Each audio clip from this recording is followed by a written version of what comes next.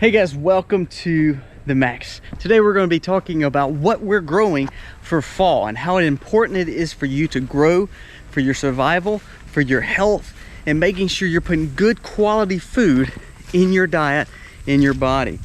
We live in a crazy society where we believe food that we buy that's fully processed with all this stuff is actually good for us, and that is incorrect. So today we're going to be talking about things we're starting to grow for fall, for winter, and trying to grow food 12 months out of the year.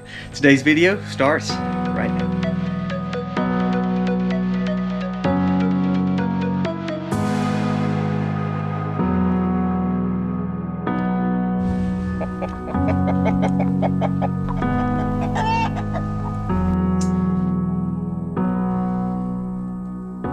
So we're going to be talking about 5 things to grow in this video, but I want to show you 5 doesn't even touch it. Just in here, just in the little greenhouse, we have lemons, limes, kumquats, pineapples. All that is growing over here in this corner. Then we look down here, we have sweet potatoes that we grew. These are just extra sweet potatoes that we're growing in pots to show you don't need big beds. Like, for instance, all that right there is sweet potatoes. All on the other side is sweet potatoes, but you don't need a lot of room to grow. Here's key limes growing right there. Beautiful, beautiful little trees. We've also got ginger growing. We've got turmeric growing. So all this right here is ginger and turmeric. We've got a lot of things going on in the greenhouse. The whole purpose of me telling you that, though, is you need to realize the value of not growing just for one season. We've been so taught that spring and summer is the only time to grow, and that's when we need to grow. All the rest we're supposed to just hunker down. Well, even no matter what climate you're in, you need to be growing food 24/7. You need to make sure that you are growing every season that you can. So today we're going to be talking about the 5 things that we're growing. Not only 5 things, we're going a ton more, but 5 things you should be growing that are easy to grow, the most healthy food that you can put in your body that you can possibly grow. Winter growing is a lot more green, a lot healthier vegetation than some of the things that we grow in spring, which is the fillers and calories. When I think of carbs, I think of potatoes. When I think of sugary vegetables, I think of corn. Those things are great for us. The beans for fiber. But when we're talking fall, we're talking leafy vegetables. We're talking the most healthy of healthy vegetables. So let's talk about those right now.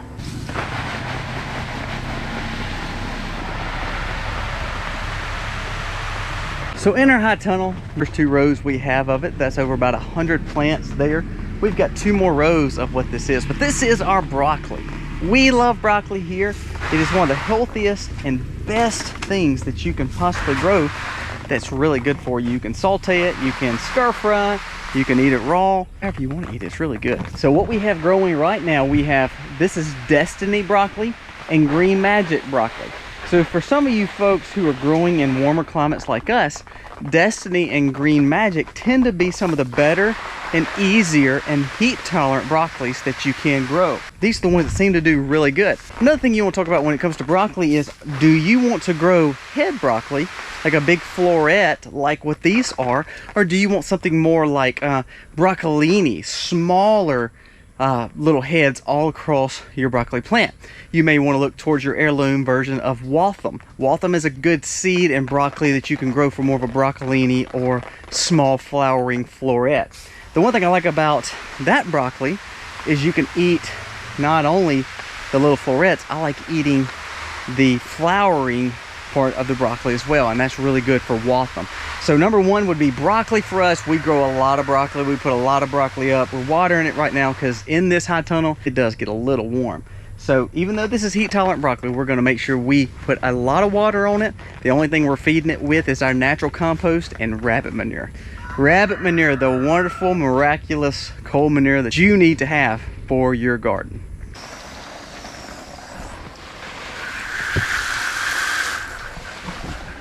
Now we're still in the early part of the season for us, so we're just now starting our seed starts for a lot of our winter growth.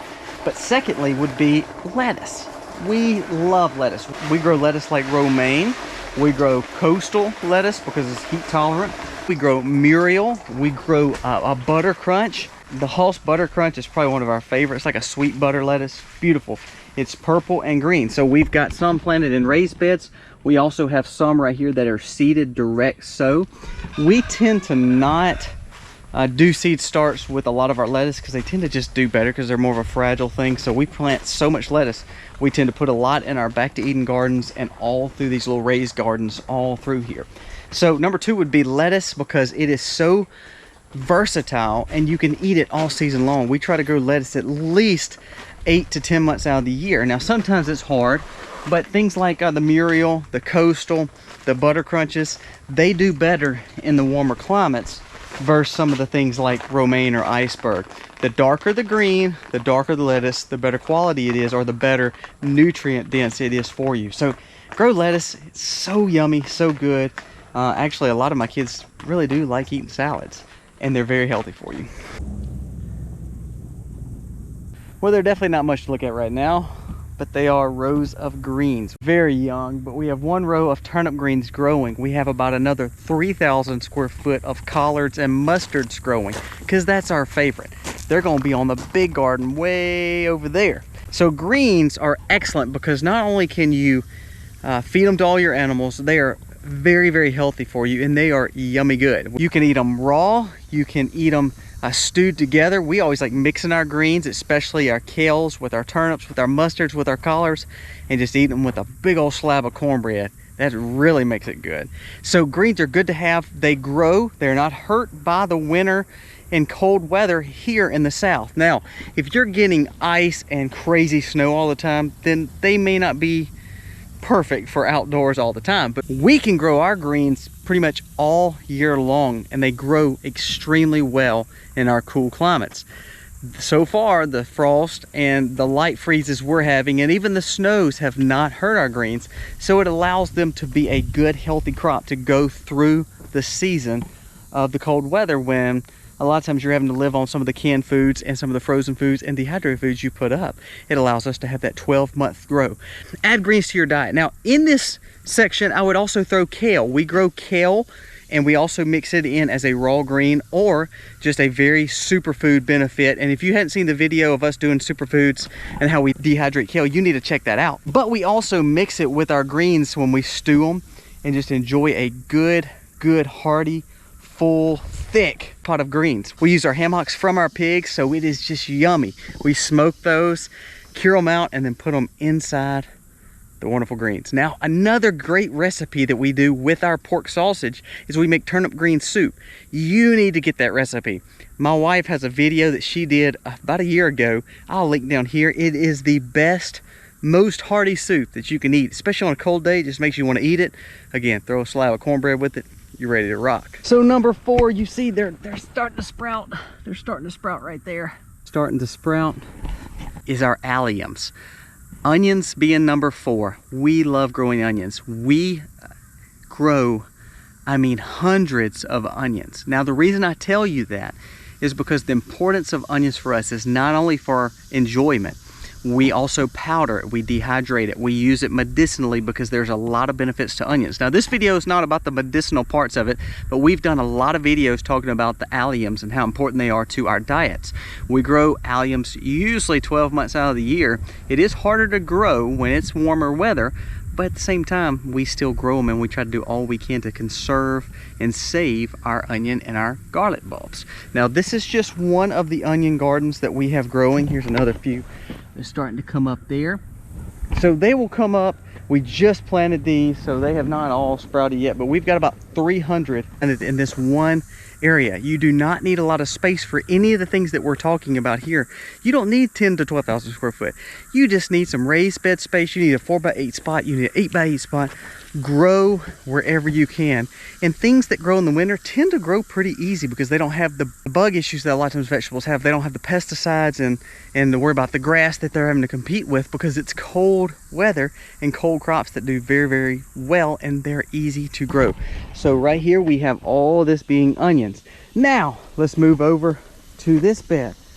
This is another bed we planted, and this will be my number 5, which is, look, there's one coming up there, is another allium, and it is garlic. We love garlic. Again, It's one of the biggest superfoods that you can grow. Not only is it a superfood, it's yummy and tasty. Because we make our own spaghetti or sloppy joes or taco seasoning, onions and garlic play a big part in that, because we literally mix it with any kind of meat and marinade that we're doing, and any kind of mix that we're putting into our ground beef. We're a big family, so we make a lot of food when we make food. One thing we've learned not to do is we don't really braid our onions. That's not important to us, so we don't try to cure them out. What we do is we harvest our onions, we harvest our garlics, we take the tops off and utilize those too. So we may have some scapes, we may have green onions, we may have green garlic leaves that we utilize and we dehydrate and dry, and those become garnishments and also a really good tasting food to our potatoes and meats and so forth. But what we do is we take and harvest our garlic and onions. We let some cure out because we may be eating them as a whole onion or garlic, but for the most part we literally cut these up in slices, dehydrate them or freeze dry them, whichever one is open, because they're both fine. But to dehydrate those, place those in there, get them dry, then turn around and put them in a coffee grinder, grind them up and make onion powder and garlic powder. Now you've got shelf stable garlic and onions. We also do this with our kale. You're putting medicinal vegetables that are superfoods on your shelf that's going to last longer than any other way that you can pretty much preserve them. But they're good to utilize all winter long.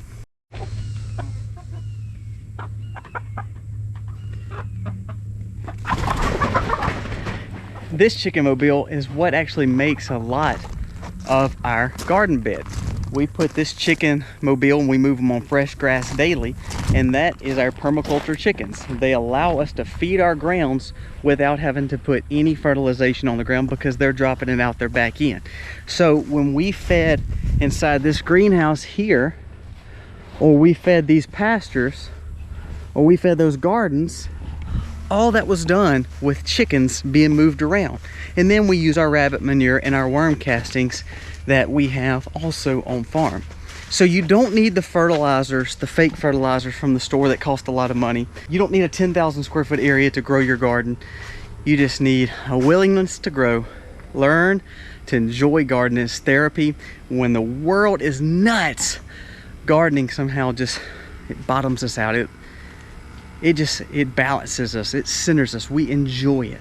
There's nothing better than coming out here and seeing these beautiful little flowers grow, these beautiful little vegetables grow, and to see things like our peppers and our sweet potatoes are finishing up for the season. But then we get to start something new again with our fall and winter gardens. So let me know what you're growing. We grow carrots, we grow spinach, we grow bok choy, we grow a lot of everything, Swiss chard. These are our favorites, from garlic and onion to greens to lettuce and then to the broccoli. All yummy, all good for you, all healthy. There's nothing more therapeutic than growing and enjoying it with your family. Thank you guys so much for watching. I hope you enjoy growing, and you need to tell me what you're growing. Let me know what you're putting in your gardens. God bless. Happy homestead, y'all.